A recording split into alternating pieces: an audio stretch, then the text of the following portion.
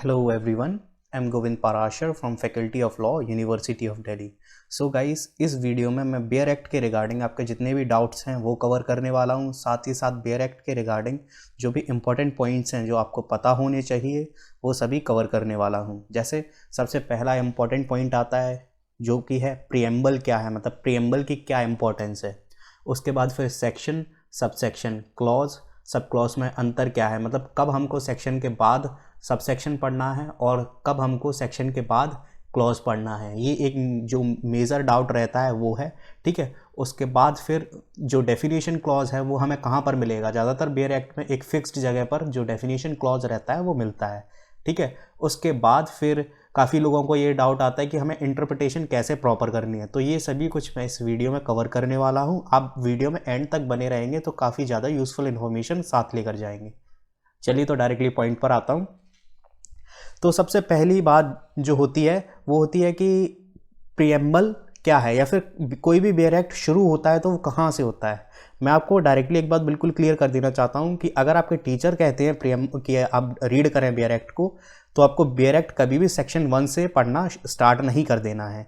Bare act शुरू होता है प्रीएम्बल से। प्रीएम्बल एक बहुत इंपॉर्टेंट पार्ट होता है बेयर एक्ट का। अगर कोई भी एक्ट बन रहा है तो जो प्रीएम्बल होता है, जैसे आप यहाँ पर पढ़ सकते हैं, देखिए, an act to make a provision for levy and collection of tax on intra-state supply of goods or service or both by central government and for matters connected therewith or incidental thereto। मतलब इसका मतलब क्या है, ये एक preamble है जो कि है central goods and service tax act 2017 का, ठीक है। तो प्रीएम्बल मीन जो होता है वो बहुत इंपॉर्टेंट क्यों हो जाता है, क्योंकि प्रीएम्बल जो होता है ना, प्रीएम्बल दो चीज़ें कंटेन करता है। एक तो रीज़न, क्या रीज़न है जिस वजह से वो जो लेजिस्लेशन है, वो जो एक्ट है वो आया, क्यों आया, ठीक है। उसके बाद फिर प्रीएम्बल के अंदर वो सारे ऑब्जेक्टिव्स होते हैं कि जिस वजह से जो एक्ट है वो लाया गया है। जो ऑब्जेक्टिव्स हैं इस एक्ट के वो सभी इसमें मेंशन्ड रहेंगे। तो इस वजह से प्रीएम्बल जो है वो बहुत इंपॉर्टेंट पार्ट हो जाता है किसी भी एक्ट का। एक तरीके से प्रीएम्बल एक बाउंड्री सेट करता है जिसके बियॉन्ड ना तो कोई सेक्शन जाएगा, और अगर जा रहा है या फिर प्रीएम्बल से कॉन्ट्राडिक्ट करता है कोई भी सेक्शन, तो वहाँ पर जो प्रीएम्बल है उसके बेसिस पर ही जो कोर्ट है वो डिसाइड करेगा। यानी कि प्रीएम्बल एक सुप्रीम पार्ट है, चाहे वो कौन सा भी कोई भी बेयर एक्ट हो, या फिर अगर किसी भी तरीके का आप कोई भी एक्ट पढ़ेंगे आगे चल के तो हर एक एक्ट में आपको प्रीएम्बल देखने मिल जाएगा। और प्रीएम्बल एक तरीके से मान लीजिए बेयर एक्ट का सबसे सुप्रीम पार्ट होता है, ये सभी सेक्शन से सुप्रीम है, ये मान के चलिए, ठीक है। हालांकि प्रीएम्बल काफ़ी जो एक्ट्स होते हैं उनमें एक लाइन में या फिर 1.5 लाइन में ख़त्म हो जाता है, बट प्रीएम्बल की वैल्यू सबसे ज़्यादा है। तो इतनी ये तो हो गई इंपॉर्टेंस प्रीएम्बल की। तो अब बात करते हैं मेरा जो दूसरा पॉइंट था कि सेक्शन, सबसेक्शन, क्लॉज और सब क्लॉज में क्या डिफरेंस है, ठीक है। तो इसको क्लियर करने के लिए मैं डायरेक्टली इस एक्ट के सेक्शन नंबर 1 पर आ जाता हूँ। आप देख सकते हैं मैं अभी इस टाइम सेक्शन नंबर 1 पर हूँ। अब क्या है कि यहाँ पे तो हमें पता है कि ये सेक्शन 1 है, लेकिन अब हमें ये कैसे पता चलेगा कि ये जो पॉइंट नंबर 1 है, 2 है, 3 है, ये सबसेक्शन है या फिर क्लॉज हैं, ठीक है। इनको पता अगर हमें करना है तो हमें जो बेसिक डिफरेंस है सबसेक्शन और क्लॉज के अंदर वो जानना पड़ेगा, ठीक है। तो वही मैं आपको यहाँ पर बताने वाला हूँ। अब देखिए ध्यान से, जो पॉइंट नंबर में बता रखा है, दिस एक्ट में be called the central goods and service tax act 2017, ठीक है। अब जो सेकंड पॉइंट होगा वो भी इससे रिलेटेड होगा। It extend to the whole of India except the state of Jammu and Kashmir. एक ही चीज़ की बात हो रही है, ठीक है। ऐसा नहीं कि मतलब पॉइंट नंबर 1 किसी और की कह रहा है, पॉइंट नंबर 2 किसी और चीज़ की बात करने लगा है। और वहीं पे फिर देखिए तीसरा वाला जो पॉइंट है, it shall come into force on such a date as the central government में by notification in the official gazette appoint, ठीक है। अभी ये कंप्लीट नहीं हुआ है, पॉइंट 3 जो है उसको मैं पूरा कंप्लीट कर देता हूँ पहले। Provide that different dates may be appointed for different provisions of this act and any reference in any such provision to the commencement of this act shall be construed as a reference to the coming into force of that provision. यानी कि आपने एक चीज़ notice करी होगी, ये जो तीनों points है ना, तीनों पॉइंट्स में सबसे जो नोटिस करने वाली बात है कि ये तीनों पॉइंट्स जो हैं वो एक दूसरे से कनेक्टेड हैं। पहला पॉइंट दूसरे के बिना अधूरा, दूसरा तीसरे के बिना अधूरा है, और तीनों में जो बात हो रही है वो बिल्कुल एक ही चीज़ की हो रही है, ठीक है। तो जब भी कभी ऐसा हो कि किसी जैसे सेक्शन के बाद अगर जो भी पॉइंट्स आ रहे हैं उनमें बात ऐसी हो जो पहले की बात दूसरे के बिना इनकम्प्लीट हो, दूसरे की तीसरे के बिना इनकम्प्लीट हो, और तीनों की बातें एक दूसरे से कनेक्टेड हों कहीं ना कहीं, तो समझ जाइए कि वो सब सेक्शन है। फिर आपको क्या करना है कि सेक्शन 1 के बाद इसे पढ़ना है subsection 1, subsection 2, subsection 3 and so on. ठीक है, तो ये तो हो गया सबसेक्शन। अब मैं बताता हूँ आपको क्लॉज वाला क्या सीन रहता है, क्लॉज कब पढ़ा जाता है। तो अब मैं डायरेक्टली आ जाता हूँ इसके जो सेक्शन नंबर 2 है वहाँ पर।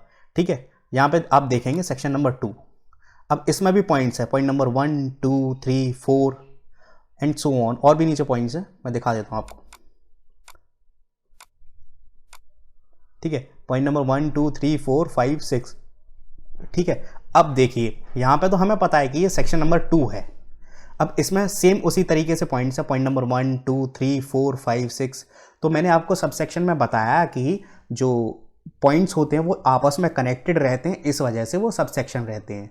लेकिन अब यहाँ पे मैं आपको बता दूं कि यहाँ पे आप पढ़ के देखिए, एक्शनेबल क्लेम को बताया गया है shall have the same meaning as assigned to it in section 3 of the TPA act 1882। ठीक है, अब आपने पॉइंट नंबर 1 पढ़ लिया। अब जैसे आप पॉइंट नंबर 2 पढ़ेंगे तो आप देखेंगे कि पॉइंट नंबर 1 से पॉइंट नंबर 2 का कोई भी कनेक्शन नहीं है। जैसे एड्रेस ऑफ डिलीवरी, अब एड्रेस ऑफ डिलीवरी क्या है ये बताया गया है यहाँ पे, means the address of the recipient of goods और सर्विसेज और both indicated on the taxi invoice issued by a registrar person for delivery of such goods और सर्विस और बोथ। ठीक है, ऐसे ही आप देखते जाएंगे कि पॉइंट नंबर 3 है, वो पॉइंट नंबर ना तो 2 से कनेक्टेड होगा ना ही 1 से कनेक्टेड होगा। Address on record means the address of the recipient as available in the records of the supplier. अब आप यहां पे देख रहे हैं कि एड्रेस ऑन रिकॉर्ड का क्या एक्शनेबल क्लेम से कोई मतलब है या फिर कोई कनेक्शन है? नहीं है। उसी तरीके से पॉइंट नंबर 3 का पॉइंट नंबर 2 से कोई कनेक्शन है? नहीं है। तो अगर आप पॉइंट नंबर 3 को अकेला पढ़ते हैं तो पढ़ सकते हैं ना। तो कुल मिला के क्या है कि जहां पर आप देखें कि point number 1, 2, 3, 4, 5, 6 and so on आपस में कोई कनेक्शन रख रहे हैं और इनकम्प्लीट हैं, अगर इनकम्प्लीट है मतलब उनका प्रॉपर अकेले से कोई मीनिंग नहीं निकल रहा है, तो समझ लीजिए कि उन सबको एक सीक्वेंस हम पढ़ना है जो कि सबसेक्शन का सीक्वेंस होगा। लेकिन अगर बिल्कुल इंडिपेंडेंट हैं जैसा कि यहाँ पर है सबसेक्शन 2 क्लॉज 1, 2, 3, 4, यहाँ पर क्लॉज 1 का 2 से कोई कनेक्शन नहीं, 2 का 3 से कोई कनेक्शन नहीं, 3 का 4 से कोई कनेक्शन नहीं, 4 का 5 से। यहाँ पर आप देखेंगे किसी भी क्लॉज का एक दूसरे से कोई कनेक्शन नहीं है, इस वजह से हम यहाँ पर क्लॉज पढ़ रहे हैं। ठीक है, तो अब बात करते हैं सबसेक्शन की तो हमने बात कर ली। ठीक है, अब क्लॉज के बाद सब क्लॉज भी आता है। तो सब क्लॉज कब आ जाता है? जैसे मान के चलिए ये क्लॉज 1 है, इसके अंडर कोई पॉइंट होगा, point number A, B, C, तो वो हो जाते हैं सब क्लॉज। ठीक है, यही सीन है। लेकिन मेन समझने वाली बात जो होती है सबसेक्शन और क्लॉज में अंतर वाली, वो यही है कि जो क्लॉज होते हैं वो आपस में कनेक्टेड नहीं होते, उनको इंडिपेंडेंट पढ़ा जा सकता है, लेकिन सबसेक्शन होते हैं वो आपस में कनेक्टेड होते हैं। ठीक है, तो आई होप कि ये वाला डाउट भी क्लियर हो गया होगा। अब जो तीसरा डाउट आता है, मतलब काफ़ी लोगों को पता नहीं होता, इसको डाउट तो मैं नहीं कहूँगा, काफ़ी लोगों के साथ क्या रहता है कि उनको ये नहीं पता होता कि आपने ये पूरा बेयर एक्ट वो पढ़ लेते हैं, लेकिन कभी कभी टीचर्स पूछते हैं कि बताएं कि डेफिनेशन क्लॉज कहाँ मिलेगा। ठीक है, ये सबसे बड़ा डाउट रहता है। अब वो पूरा बेयर एक्ट जो है पूरा देखने लगते हैं कि अरे डेफिनेशन क्लॉज कहाँ है, सारे सेक्शंस देखेंगे किस सेक्शन में डेफिनेशन मिलेगी, किस सेक्शन में मिलेगी, ऐसे करके मतलब वो घुमाना चालू कर देंगे। लेकिन एट द एंड कभी कभी ऐसा होता है कि वो ढूंढते रहते हैं नहीं, लेकिन मिल नहीं पाता। तो डेफिनेशन क्लॉज में आपको क्लियर कर देता हूँ डेफिनेशन क्लॉज क्या होता है। ठीक है, डेफिनेशन क्लॉज की अगर हम बात करें तो डेफिनेशन क्लॉज वो होता है जैसे कि पूरे एक्ट में कुछ इंपॉर्टेंट वर्ड्स यूज करे गए होंगे, उनका मतलब सीधा सीधा आपको डेफिनेशन क्लॉज में जाकर के मिल जाएगा, तो वही होता है डेफिनेशन क्लॉज। ठीक है, जैसे कि आपको मैं ये चीज़ क्लियर कर दूं कि डेफिनेशन क्लॉज ज़्यादातर जो आपके एक्ट होंगे उनमें सेक्शन नंबर 2 में होगा। ठीक है, यानी कि सेक्शन 2 डेफिनेशन क्लॉज के लिए होता है। ऑलमोस्ट 90% जो एक्ट्स हैं उन सभी में सेक्शन नंबर 2 डेफिनेशन क्लॉज होता है, और उसके अंदर आपको सारी जो इन्फॉर्मेशन है, जो सारे ऐसे वर्ड्स जिनका कोई मतलब बेयर एक्ट में यूज़ किया गया है और वो इस तरीके के हैं, जैसे मान के चलिए इसमें जैसे एक्शनेबल क्लेम है, एड्रेस ऑफ डिलीवरी, जो सारे इंपॉर्टेंट वर्ड होते हैं उनको डिफाइन किया गया होता है, तो वो सेक्शन 2 के अंडर आपको मिल जाएंगे। जैसे यहाँ पे आप देख लीजिए हर एक वर्ड को डिफाइन किया गया है। एक्शनेबल क्लेम क्या है, ठीक है, उसके बाद एड्रेस ऑफ डिलीवरी क्या है, एड्रेस ऑन रिकॉर्ड क्या है, एजुकेटिंग अथॉरिटी क्या है, एजेंट कौन होता है, एग्रीगेट टर्नओवर क्या है, एग्रीकल्चरिस्ट क्या है, ठीक है। और जैसे कि आप देख सकते हैं मैंने बताया डेफिनेशन क्लॉज, ये रहा डेफिनेशन लिखा हुआ है, ठीक है। तो ज़्यादातर जो एक्ट होते हैं उसमें सेक्शन नंबर 2 डेफिनेशन क्लॉज होता है, जहाँ पर उस लेजिस्लेशन के उस एक्ट के अंदर जो भी इंपॉर्टेंट वर्ड यूज़ किए गए होते हैं वो मिल जाते हैं, ठीक है। तो ये तो हमारी बात हो गई कि डेफिनेशन क्लॉज कहाँ होता है, और हमने ये भी कवर कर लिया कि section, sub section, clause, sub clause में क्या डिफरेंस होता है, प्रीएम्बल की भी इंपॉर्टेंस समझ ली। और लास्ट पॉइंट जो आता है वो है कि इंटरप्रिटेशन कैसे करनी है सेक्शंस की।